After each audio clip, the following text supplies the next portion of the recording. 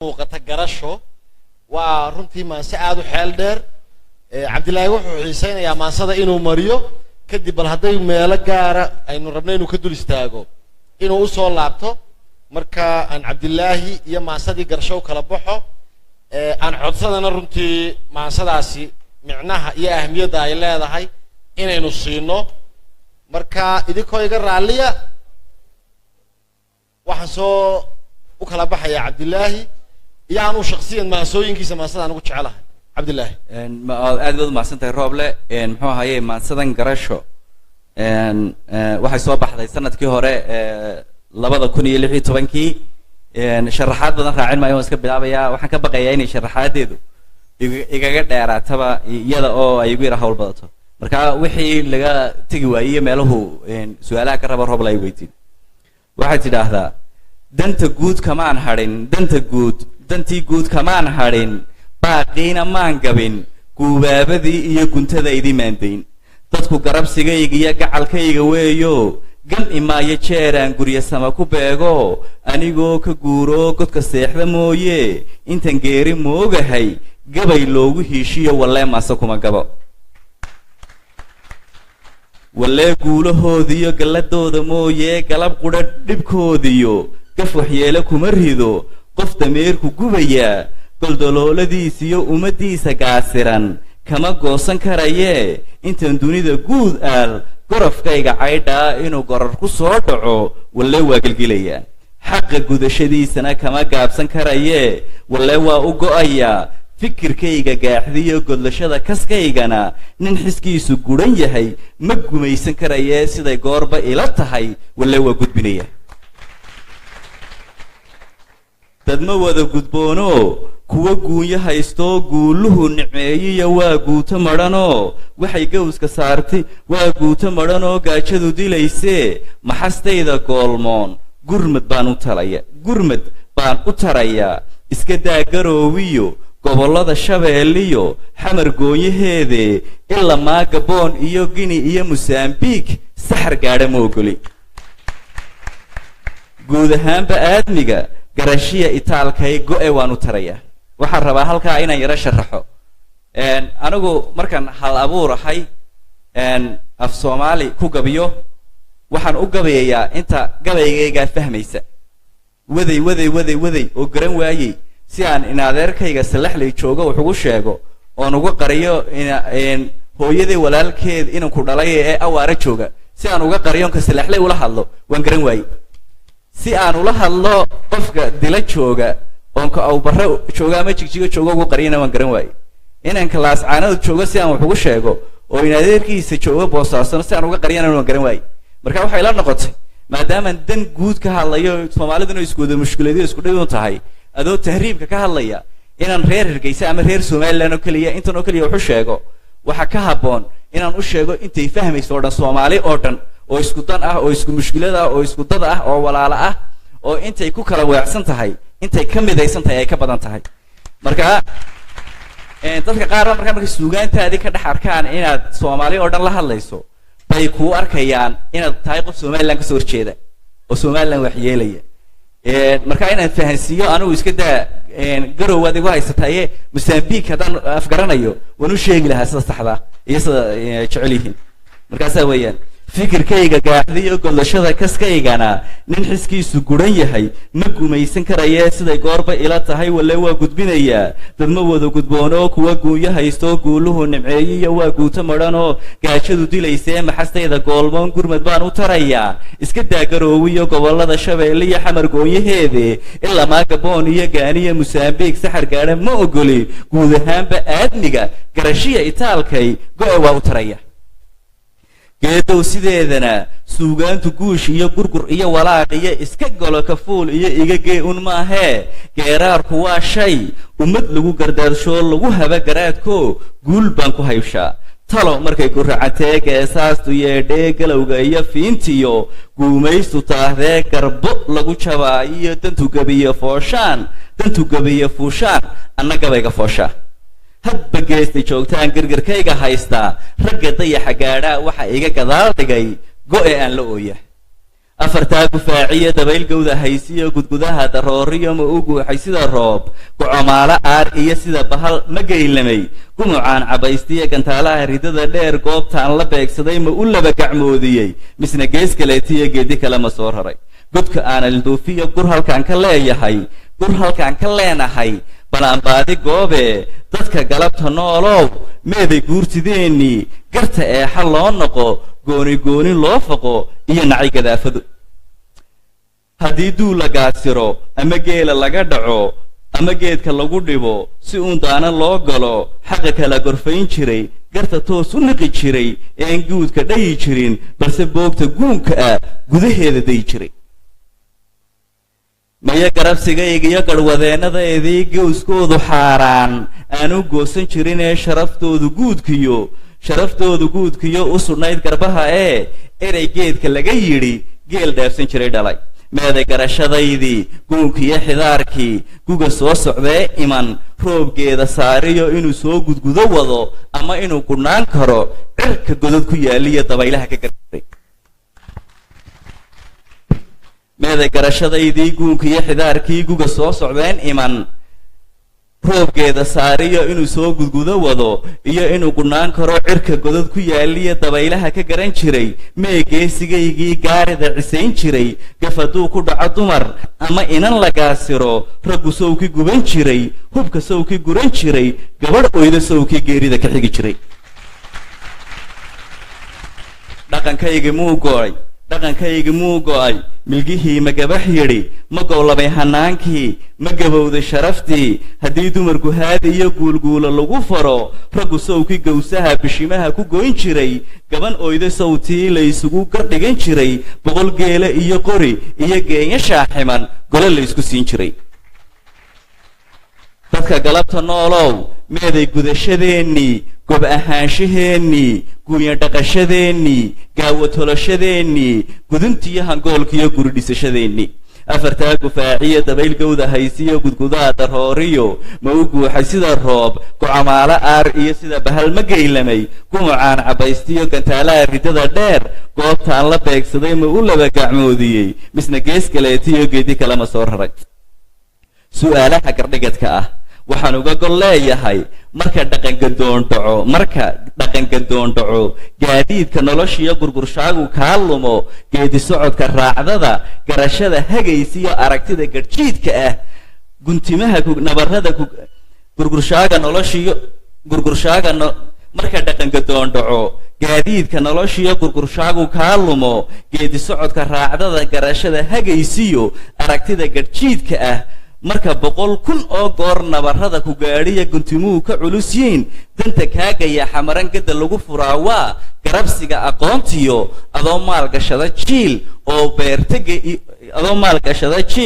oo beerta geesiga iyo gaari lagu kaco waa adoo dad beerta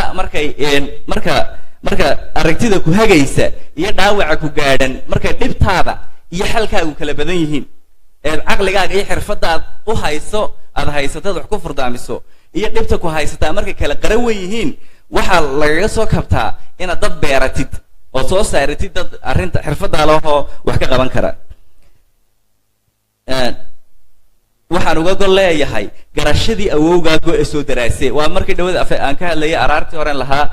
cilmigeenniba suugaantu ku jira halkaa aan dib ugu noqonan leenay garashadii awowgaago ee soo daraasee gabayada tilmaan raac geeraaradeenniyo guurowga noole inaad samaha gaadhaan hanka lagama gooyo ee gudcurkaa arlada jira galacdiyo hilaaciyo noqon nuur gumaynla waxaan uga gol leeyahay gaadh xornoqoshada ha ku goohin cabashada ha iska luubin baqashada garbaduubka ha isxidhin ha ka gaabsan barashada gadgadoon ligligashada ha ka baqan gilgilashada la gal faraha tabashada garhka iyo hoggaankiyo garhka qaba adduunyada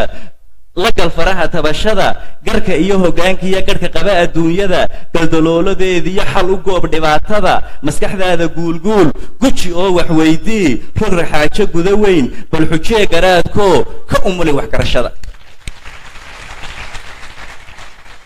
bal qorfee amuuraha waayaha galaabixi toyashada ku geesaad socotada gudbaysiya la gardhiga ayaamaha goco maalmo kaa tegay dib u eegaf kaa dhacay sixidiisa goobyaal gudabaadh dalkaaga oo gobol gobol u faallee godadkiisa faadhfaadh gunya baar u daymood gaawaha u qaadqaad gabna maahe soo godol geedaha baxaayo iyo badda gawda haysiyo gebiyada tilmaan raac cirka fadadka guuxiyo guguciyo hilaac iyo nin la gegay la xaajood geela iyo adhig iyo loodo geeska weynliyo baldhagaysa guunyada abaar gaagma reebta ah ka garooca raadraac wax ka gunud dhibaatada shalay maanta kaga gudub isugaysankoodana barri gogoldhigeediyo ku gardaadi saakuun gaajada iyo baahida ka dhex baadhgasiinka iyo gadda soorta loo helo gabayooxa dhaxanta iyo gabadanada jiilaal buste iyo go'weydi hana guurin sahan li'i qorshe li'i hageediyin hana raacin guuxiyo gurxanka iyo sheekada kullamaanka aan gelin hana goosan xadhig iyo gobta xeerka lagu yahay qof kastaaba geestii inuu soo gufayn karo noloshiisa gaarka ah inuu meelsan geyn karo danta guudna jiri karo guul kama horraysee noqon ruux garaadkiiyo caqligiisu guun yahay sharaftaada gaashiyo ka ilaali gubashada gu'nimaad ka simantihiin yaanu suuqa kaa gadan waxay duunyo geysiyo geniyaad ka weynow dalka ruux gilgili karaa ha ku raacin hayb guud xisbi aanad garanayn inuu naarku geyn karo ha ku dooran guluf iyo reer hebel gumee iyo gobol kale xumayntii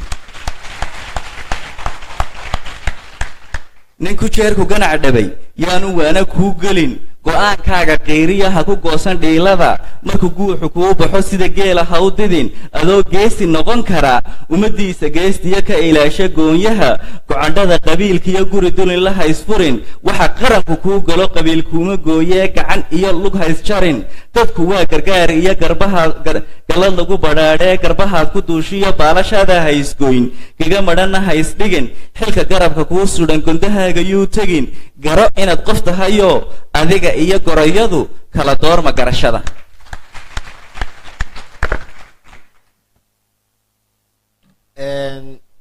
waad ila jeclaateen baan filayaa garasho